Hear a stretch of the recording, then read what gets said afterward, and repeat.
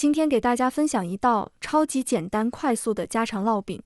准备300克面粉，加入3克盐，增加一下面粉的筋性，放入20毫升食用油，2/3用开水和面，剩下的用凉水和面，然后把它们揉在一块。这样做出来的饼既柔软又劲道。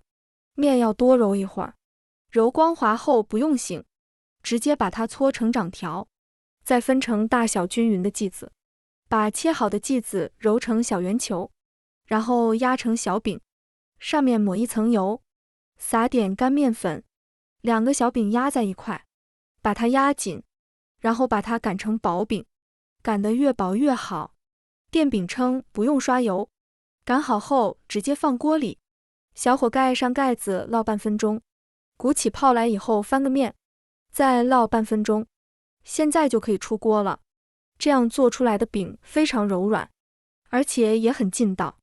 刷上自己喜欢的酱，卷上喜欢的菜，简单又快速。喜欢的朋友可以试一下。